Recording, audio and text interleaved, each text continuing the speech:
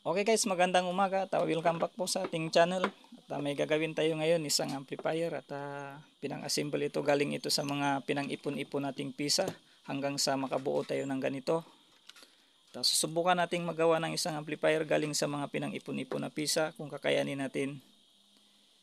So ito guys, pinang-ipon-ipon ko at kung may kaunti siyang sira, pinapalitan ko lang. Kagaya nito yung kanyang microphone, sira na yan. So nilagari ko na lang siya dito para hindi na tayo magawa ng case na malaki. Para maliit na lang yung gagawin nating case, at least solid yung laman. Ito guys, nag-tap na lang ako dito para sa microphone. Ginawan ko na extension.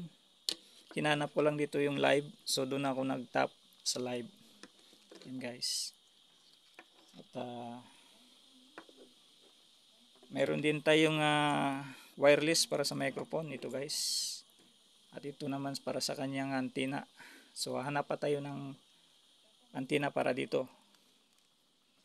At nakakita rin tayo ng Bluetooth board. Ito guys, yung kanyang Bluetooth board. So ilalagay ko na lang ito sa ilalim ng ating amplifier case na ginawa. So kagaya nito ng kanyang mode. So kasi kailangan natin yung mode.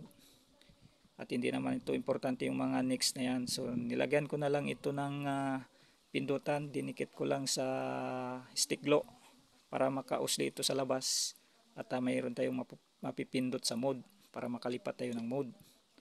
Kasi sa ilalim ko ito ilalagay, sa ilalim ng amplifier case. At ito naman yung ginawa nating amplifier case guys. Isang plywood siya. Yan o, pinambutas-butasan ko lang siya dyan.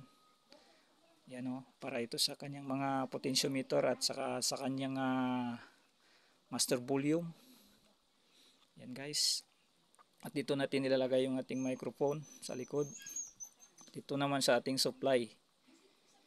So ito rin ang ating pang-ipit para dyan. At meron din tayong RCA para sa ating connector, audio input guys. So dito rin natin sa likod ilalagay yan.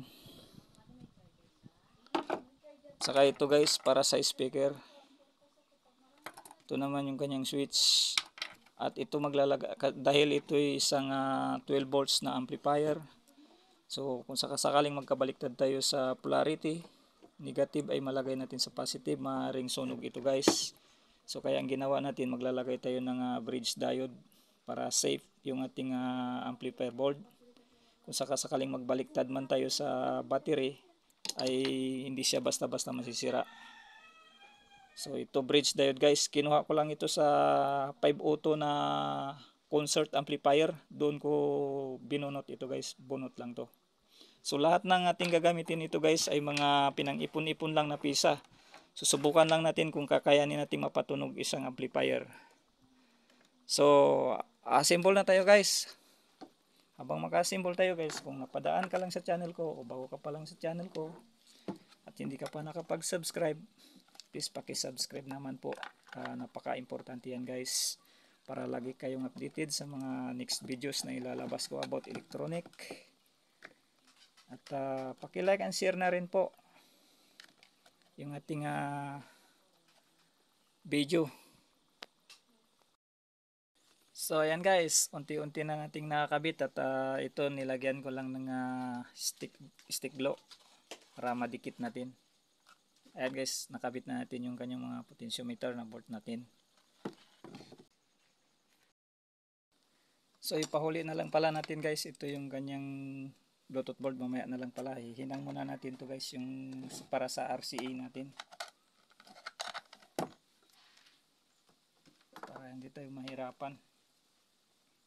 Step by step lang to guys sa pag-assemble kasi maliit lang yung ating case. Nagawa lang tayong maliit para hindi pangit tingnan. Maliit lang siya pero solid yung laman.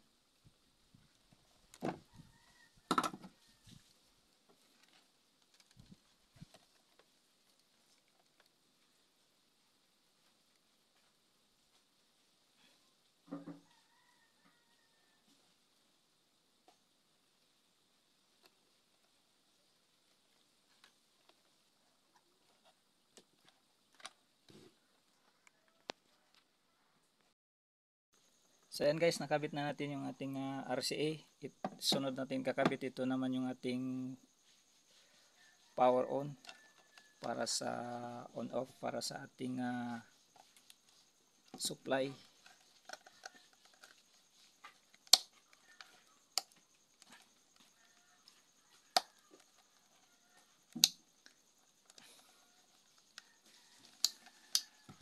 So i-check lang natin to guys kung okay pa rin yung ating switch on off. Calibrate lang natin yung ating tester. So ayan, i-check lang natin yung ating switch kung buo pa siya. Ayan guys, good pa rin siya guys. So hihinang lang natin ito guys, yung ating switch. So ayan guys, nakabit na natin yung kanyang power switch. Sunod natin, ito naman yung ating ipitan para sa ating speaker. So ilalagay lang natin ito guys sa likuran. So ayan. At ibobolt lang natin ito guys. Hahanap lang tayo ng tornilyo. So ayan guys, unti-unti na natin na-assemble. Nakabit na rin natin ito yung lagayan ng speaker. So ayan yung itsura niya guys. So ayan guys, siksik talaga sa laman. Kahit maliit lang yung ating amplifier case. So ngayon, Bluetooth board naman yung ating ikakabit guys. So kinakat lang ko lang guys yung ating video kasi sobrang tagal talaga. Para hindi tayo mapahaba, ikakat ko lang yung ating video. So Bluetooth board naman guys yung ating sunod na ikakabit. So ayan guys, nakabit na natin yung ating Bluetooth board. Ayan o. So ito rin sa kanyang post para sa mood. At dahil mahaba ito yung kanyang wirings, so tutupiin lang natin ng ganyan. Tupiin lang natin to guys.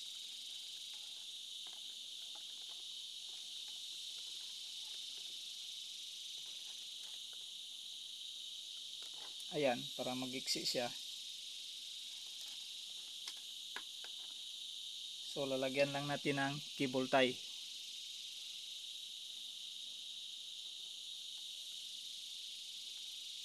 Para mag-iksi.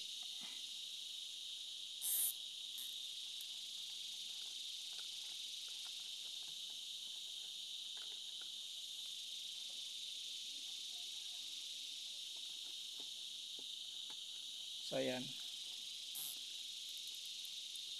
So ayan guys, nalagyan na natin ng cable tie. So isa pa siguro para dito sa dulo.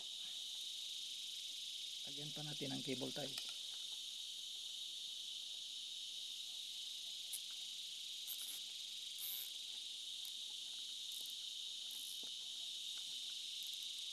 Yan.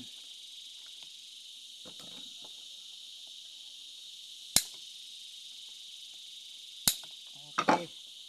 So sunod naman natin lalagay yung kanyang twisto dito sa gilid. So ayan guys, tapos na natin maikabit.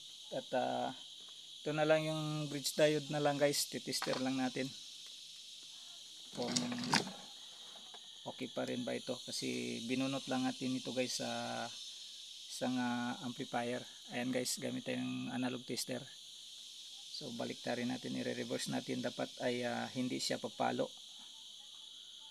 So ayan guys, hindi siya pumalo. So ibig sabihin yan guys, good. Ayan, i-reverse natin. Dapat hindi siya papalo. So good siya guys.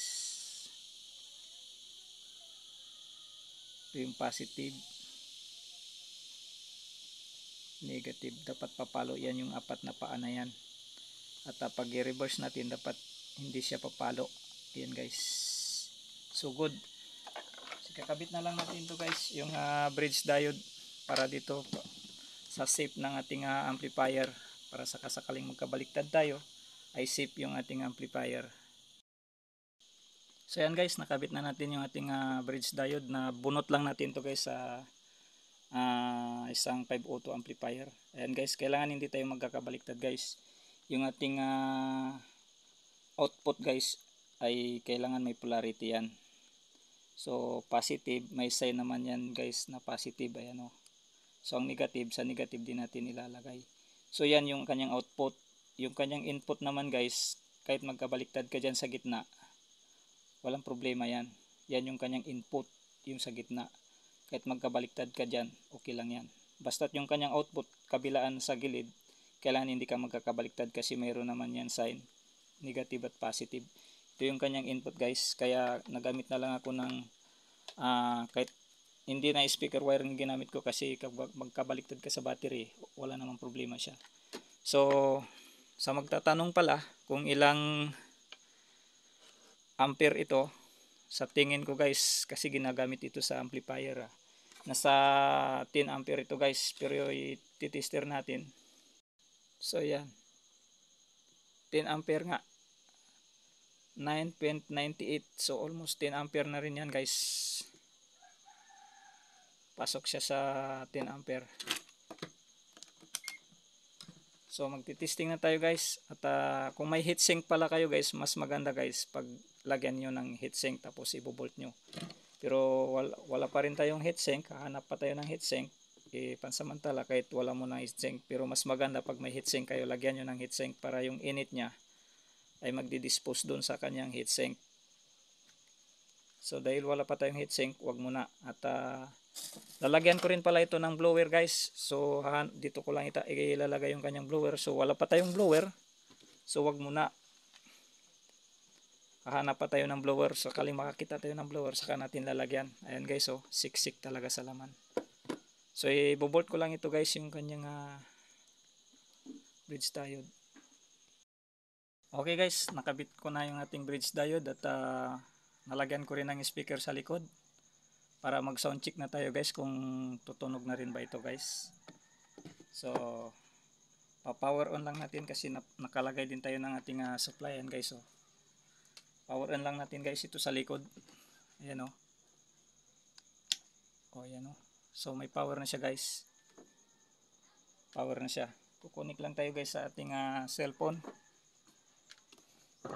Ayan o, kung makikita nyo, power na siya guys. Ayan o. So ilalagay lang natin ito guys lalagay lang natin ito sa Bluetooth. Pipindutin lang natin ito sa gilid. Ayan o.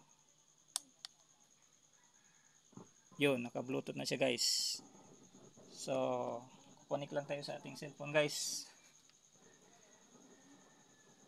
Ayan guys, connected na tayo. So ipi-play lang natin yung ating cellphone, naka-play na siya. Yung ating music, bubulyuman lang natin ito guys.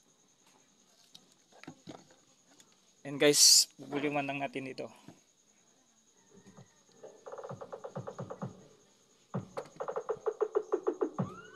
This is Ken Gadea Civic.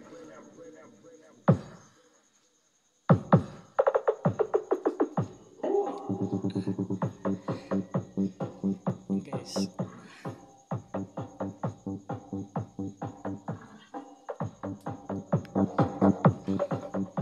So good na siya guys. So hindi tayo mapahaba guys sa ating music, baka makapiright tayo. So good na siya guys. Tumunog na siya at swerte natin. So susubukan natin sa ating microphone guys. Mayroon tayo ditong microphone, ayan o. So ipa-plug in lang natin dito guys sa likod.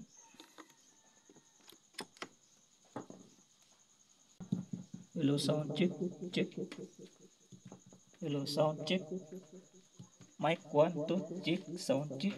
Testing sound check. Mic 1 2 check. So good na rin guys yung ating microphone. So hanggang dito na lang siguro guys yung ating video. At maraming salamat sa inyong panonood at success din po yung ating ginawang amplifier. Ayan guys oh. So hindi ko na siguro ipapakita sa paglagay ng kanyang takip. Ayan guys oh. Kita man yung kanyang loob. Mag-pick up din pag sakaling gumamit tayo ng remote control. So ayan, siksik talaga sa laman. So maraming salamat sa panonood at hanggang sa susunod ng ating video.